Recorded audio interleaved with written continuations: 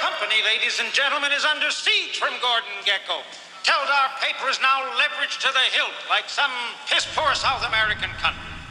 I strongly recommend you to see through Mr. Gekko's shameless intention here to strip this company and severely penalize the stockholders by voting for management's restructuring of the stock. Well, I appreciate the opportunity you're giving me, Mr. Cromwell, as the single largest shareholder in Teldar paper to speak. Well, ladies and gentlemen, we're not here to indulge in fantasy, but in political and economic reality.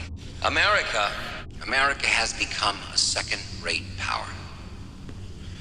Its trade deficit and its fiscal deficit are at nightmare proportions. Now, in the days of the free market, when our country was a top industrial power, there was accountability to the stockholder.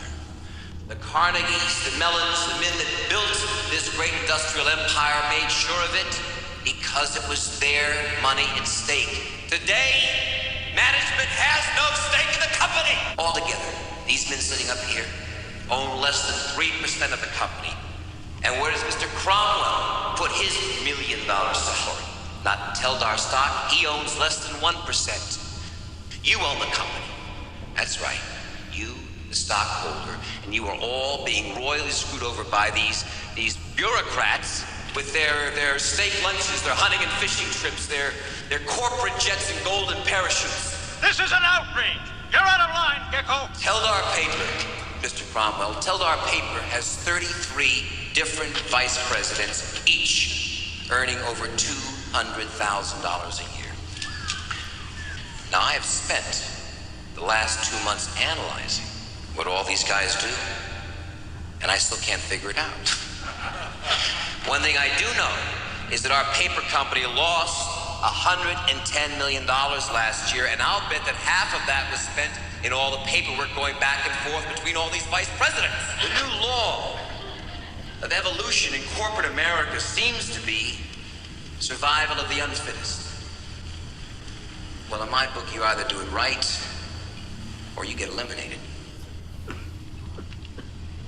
In the last 7 deals that I've been involved with, there were 2.5 million stockholders who have made a pre-tax profit of $12 billion. Thank you.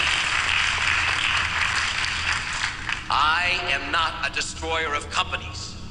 I am a liberator of them. The point is, ladies and gentlemen, that greed, for lack of a better word, is good. Greed is right. Greed works.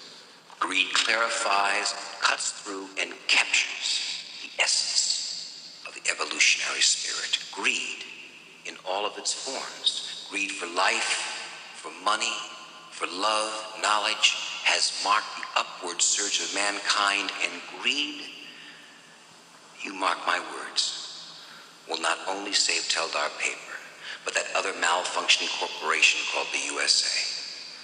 Thank you very much.